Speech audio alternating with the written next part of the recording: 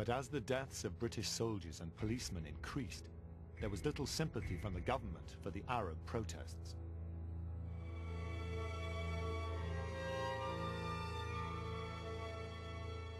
As Lord Dufferin remarked from the Colonial Office, British lives are being lost, and I don't think that we, from the security of Whitehall, can protest squeamishly about measures taken by the men in the front line.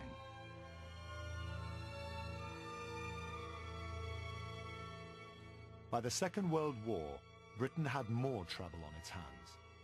While millions of Jews were being murdered by the Nazis in Europe, in Palestine, they felt that the British were not hard-nosed enough in their support for a Jewish nation. They too turned to terrorism.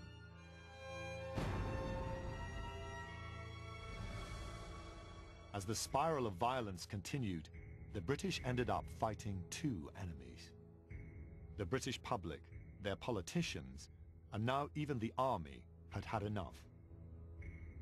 The Chief of the Imperial General Staff, Sir Henry Wilson, summed up their exasperation. The problem of Palestine is exactly the same as the problem of Ireland, namely, two peoples living in a small country, hating each other like hell. For Wilson, there was only one way out. A turning point in history for the people of Palestine, the Promised Land. The last British troops are leaving. He demanded that the British abandon Palestine. And in 1948, they did. The Union flag is hauled down and the doors are closed for good on the British mandate.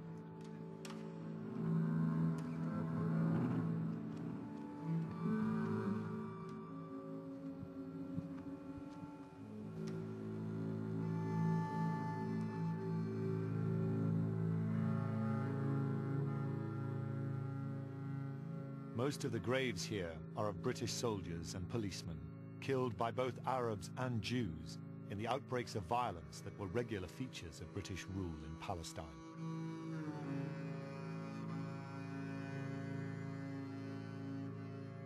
When Allenby marched into Jerusalem in 1917, the British believed they were the heaven-sent guardians of the Holy Land.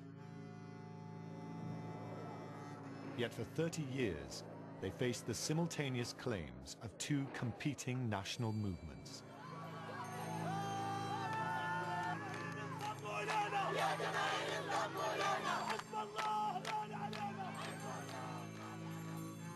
It was in the disastrous attempt to broker this clash between Arabs and Jews that the bloody modern history of Palestine was born.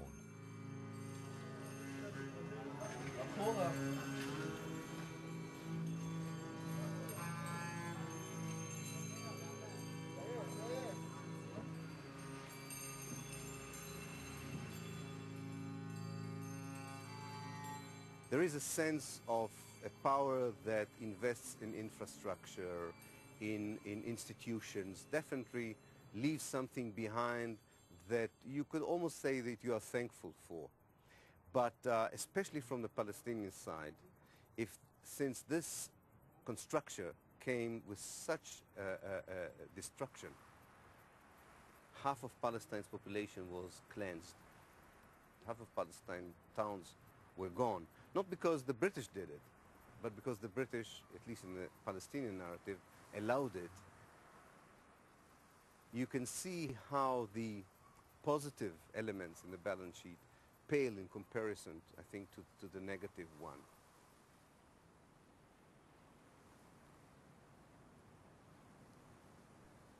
Today, the negative memories of Britain's mandate in Palestine continue to be exploited for political ends. Bin Laden and others portray the Arab revolt against the British as part of a centuries-old struggle between Islam and Christianity.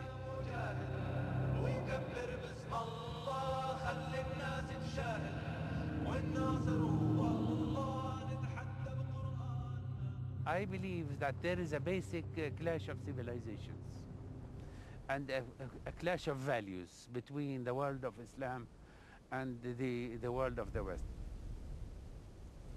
We should recognize that it exists. And once we recognize that it exists, we can understand the reasons behind it and know how to combat it.